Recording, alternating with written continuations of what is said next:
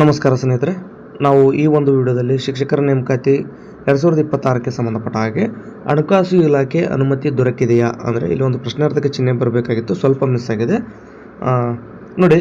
ಹಾಗಾಗಿ ಹಣಕಾಸು ಇಲಾಖೆ ಅನುಮತಿಯನ್ನು ನೀಡಿದೆಯಾ ಇಲ್ವಾ, ಹೀಗೆ ಅನೇಕ ವಿಚಾರಗಳ ಬಗ್ಗೆ ನಾವು ಈ ಒಂದು ವಿಡಿಯೋದಲ್ಲಿ ಚರ್ಚೆಯನ್ನು ಮಾಡ್ತಾ ಹೋಗೋಣ. ಅದಕ್ಕೂ ಮುಂಚೆ ನೀವೇನಾದರೂ ನಮ್ಮ ಯೂಟ್ಯೂಬ್ ಚಾನಲನ್ನು ಸಬ್ಸ್ಕ್ರೈಬ್ ಮಾಡ್ಕೊಂಡಿಲ್ಲ ಅಂದರೆ ದಯವಿಟ್ಟು ಸಬ್ಸ್ಕ್ರೈಬ್ ಮಾಡ್ಕೊಳ್ಳಿ.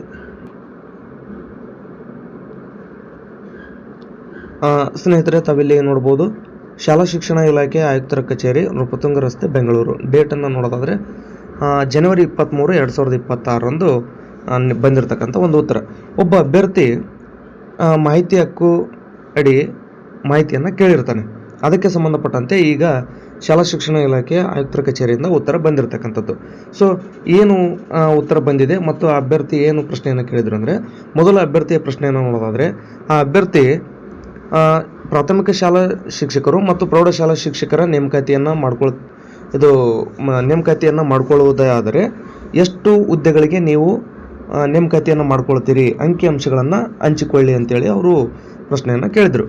ಅದಕ್ಕೆ ಉತ್ತರಿಸಿರ್ತಕ್ಕಂಥ ಇಲಾಖೆಯವರು ಇಲ್ಲಿ ತಾವು ನೋಡ್ಬೋದು, ಉಲ್ಲೇಖ 1ರಲ್ಲಿ ನೀವು ಮಾಹಿತಿ ಹಕ್ಕು ಅಧಿನಿಯಮ 2005 ಆನ್ಲೈನ್ನಲ್ಲಿ ನೋಡಿ ಸಲ್ಲಿಸಿದ ಅರ್ಜಿಯಲ್ಲಿ 2025-26ನೇ ಸಾಲಿನಲ್ಲಿ ಆರ್ಥಿಕ ಅನುಮೋದನೆಗೊಂಡ ಪ್ರಾಥಮಿಕ ಮತ್ತು ಪ್ರೌಢಶಾಲೆ ಶಿಕ್ಷಕರ ಹುದ್ದೆಗಳನ್ನು ಅಂಕಿಅಂಶಗಳೊಂದಿಗೆ ಹಂಚಿಕೊಳ್ಳಲು ಅರ್ಜಿಯಲ್ಲಿ ಕೇಳಲಾಗಿದ್ದು, ಅಂದರೆ ಈ ರೀತಿ ಕೇಳಿದ್ರಿ ನೀವು, ಅದಕ್ಕೆ ನಾವು ಉತ್ತರ ಕೊಟ್ಟಿದ್ದೀವಿ ಅಂತ. ಅಂದರೆ ಏನು ಉತ್ತರ ಕೊಟ್ಟಿದ್ದಾರೆ ಅನ್ನೋದನ್ನು ನೋಡೋದಾದರೆ 2025-26ನೇ ಸಾಲಿನಲ್ಲಿ ಯಾವುದೇ ಸರ್ಕಾರಿ ಪ್ರಾಥಮಿಕ ಶಾಲಾ ಶಿಕ್ಷಕರ ಹುದ್ದೆಗಳು ಆರ್ಥಿಕ ಅನುಮೋದನೆಗೊಂಡಿರುವುದಿಲ್ಲ. ನೋಡಿ, ಇಲ್ಲಿ ಕೇವಲ ಸರ್ಕಾರಿ ಪ್ರಾಥಮಿಕ ಶಾಲಾ ಶಿಕ್ಷಕರ ಹುದ್ದೆಗಳಂತಿದೆ.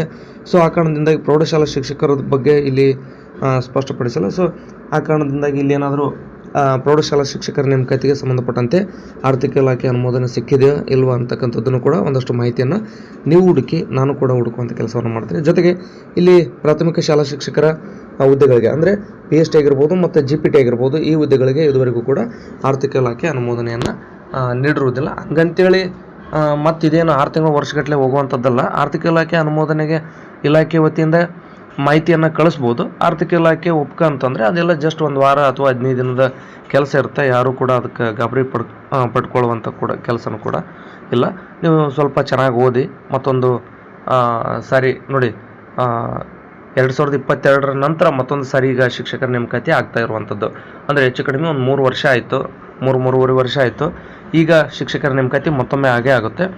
ಈ ಬಾರಿ ಶಿಕ್ಷಕರ ನೇಮಕಾತಿ ಅಂತಂದರೆ ಮತ್ತೆ ನೀವು 3-4 ವರ್ಷಗಟ್ಟಲೆ ಕಾಯಬೇಕಾಗುತ್ತೆ. ಆ ಕಾರಣದಿಂದಾಗಿ ನೀವು ಒಂದು ಸಾರಿ ಮಿಸ್ ಮಾಡ್ಕೊಳ್ಳೋದ್ರಿಂದ 3-4 ವರ್ಷಗಳವರೆಗೆ ವೇಟ್ ಮಾಡಬೇಕಾಗುತ್ತೆ. ಮತ್ತು ಪುನಃ TET CTETಗಳನ್ನೇ ಬರೀಬೇಕಾದಂಥ ಅನಿವಾರ್ಯತೆ ಬರುತ್ತೆ. ಆ ಕಾರಣದಿಂದಾಗಿ ಅಂಥ ಗೋಜಿಗೆ ಹೋಗೋಕ್ಕೆ ಹೋಗಬೇಡಿ. ಆದಷ್ಟು ಒಂದು ವೇಳೆ TET ಆಯಿತು CTET ಆಯಿತು ಅಂದರೆ ಇನ್ನೂ ಹೆಚ್ಚಿನ ಸ್ಕೋರನ್ನು ಮಾಡ್ಕೊಳ್ಳೋಕೆ ಟ್ರೈ ಮಾಡಿ. ಇನ್ನೂವರೆಗೂ TET ಆಗಿಲ್ಲ CTET ಆಗಿಲ್ಲ ಅಂದರೆ ಏನಾದರೂ ಅಚಾನಕ್ ಮತ್ತೊಂದು CTETನೋ TETನೋ ಆಯಿತು ಅಂದರೆ ಅಲ್ಲಿನೂ ಕೂಡ ನೀವು ಕ್ಲಿಯರ್ ಮಾಡಿಕೊಂಡು ಶಿಕ್ಷಕರ ನೇಮಕಾತಿಯಲ್ಲಿ ನೀವು ಕೂಡ ಪಾಲ್ದಾರರಾಗಿ ಇಲ್ಲಿ ಇರ್ತಕ್ಕಂಥದ್ದು ಏನಂದರೆ ಆದಷ್ಟು ಬೇಗನೆ ಒಂದು ಆರ್ಥಿಕ ಇಲಾಖೆಯಿಂದ ಅನುಮೋದನೆಗೊಂಡು PST GPT HSTR ನೋಟಿಫಿಕೇಷನ್ ಸದ್ಯದಲ್ಲೇ ಆಗ್ತಕ್ಕಂಥ ಚಾನ್ಸಸ್ ಕೂಡ ಇದೆ. ಯಾಕೆಂದರೆ ಹಲವಾರು ಬಾರಿ ಶಿಕ್ಷಣ ಸಚಿವರು ಕೂಡ ಹೇಳಿದ್ದಾರೆ ಈ ಪ್ರೊಸೆಸ್ ಏನು ಲೇಟ್ ಆಗಲ್ಲ, ಬಟ್ ಸದ್ಯದ ಮಾಹಿತಿಯನ್ನು ನಿಮ್ಮ ಜೊತೆ ಶೇರ್ ಮಾಡ್ಕೊಳ್ಳೋಣ ಅನ್ನುವಂಥ ಉದ್ದೇಶದಿಂದ ನಾನು ಮಾಡಿರ್ತಕ್ಕಂಥದ್ದು. ಅಂದರೆ ನಿಮ್ಗೆ ಓದ್ಕೊಳ್ಳೋದಕ್ಕೆ ಇನ್ನೂ ಟೈಮ್ ಇದೆ. ಅಂದರೆ ಈಗ ನೋಡಿ, ಫೆಬ್ರವರಿ, ಮಾರ್ಚ್, ಏಪ್ರಿಲ್, ಮೇ ಅಂದರೆ ಒಂದು 2-3 ತಿಂಗಳು ನೋಟಿಫಿಕೇಷನ್ ಆಗೋಕ್ಕೆ ಹೋದ್ರೂ ಕೂಡ ಆ ಕಡೆ ಒಂದು 2-3 ತಿಂಗಳು ನಿಮ್ಗೆ ಸಿಕ್ಕರೂ ಕನಿಷ್ಠ ನಿಮಗೆ PST ಓದ್ರಿ ಅಥವಾ GPT ಓದ್ರಿ ಅಥವಾ HSTR ಓದ್ರಿ, ಯಾವುದನ್ನಾದರೂ ಅಥವಾ 3 ಕೂಡ ಓದ್ಬೋದು. PST GPT HSTR ನೀವು ಯಾವುದೇ ಎಕ್ಸಾಮ್ಗೂ ಪ್ರಿಪೇರ್ ಆದ್ರೂ ಕೂಡ 6 ತಿಂಗಳಂತೂ ನಿಮಗೆ ಚಾನ್ಸ್ ಇದ್ದೇ ಇದೆ. ಸೊ ಈ ಒಂದು 5-6 ತಿಂಗಳಲ್ಲಿ ಈ ಎಕ್ಸಾಮ್ ಡೇಟ್ ಅಂದರೆ ಎಕ್ಸಾಮ್ ನಡೆಯುವಂಥದ್ದನ್ನು ಹೇಳಿದೆ ನಾನು, ನೋಟಿಫಿಕೇಷನ್ ಅಲ್ಲ. ಬಹುಶಃ ನೋಟಿಫಿಕೇಷನ್ ಏನಾದರೂ ಮಾನ್ಯ ಶಿಕ್ಷಣ ಸಚಿವರು ಹೇಳುವಂತೆ ಶೀಘ್ರದಲ್ಲಿ ನೋಟಿಫಿಕೇಷನ್ ಆಯಿತು ಅಂದರೆ ಬಹುತೇಕ ಒಂದು 5-6 ತಿಂಗಳಲ್ಲಿ ಎಕ್ಸಾಮು ಬಂದೇ ಬರುತ್ತೆ. ಅಂದರೆ ಈಗ ನೋಡಿ, ಆರ್ಥಿಕ ಇಲಾಖೆ ಅನುಮೋದನೆ ಆಗಬೇಕು, ನಂತರ ಅದು ಮೀಸಲಾತಿ ಅನುಸಾರ ಹುದ್ದೆಗಳನ್ನು ವರ್ಗೀಕರಣ ಮಾಡಬೇಕು, ಆ ನಂತರ ನೋಟಿಫಿಕೇಷನ್ ಮಾಡಬೇಕು, ಆ ನಂತರ ಎಕ್ಸಾಮ್ ಮಾಡಬೇಕು. ಅಂದರೆ ಇದೆಲ್ಲವೂ ಕೂಡ ಎಕ್ಸಾಮ್ ಡೇಟ್ ಹೆಚ್ಚು ಕಡಿಮೆ ನಿಮಗೆ ಒಂದು 6 ತಿಂಗಳಂತೂ ಇದ್ದೇ ಇದೆ. ಎಕ್ಸಾಮ್ ಅಂದರೆ ಏನು ಸಿಲೆಬಸ್ ಇದೆ ಆ ಸಿಲೆಬಸ್ ಪ್ರಕಾರ ನೀವು ಪ್ರತಿ ಅಧ್ಯಾಯವನ್ನು ಓದ್ತಾ ಹೋಗಿ ಇಡೀ ಒಂದು 5-6 ತಿಂಗಳು ನೀವು ಕಂಟಿನ್ಯೂ ಆಗಿ ಎಲ್ಲ ಸಿಲೆಬಸ್ಸನ್ನು ಮುಗಿಸ್ಕೊಂಡ್ರೆ ಅಂದರೆ ನೋಡಿ HSTRಗೆ ಆದರೆ 2 ಪೇಪರ್ ಇರುತ್ತೆ.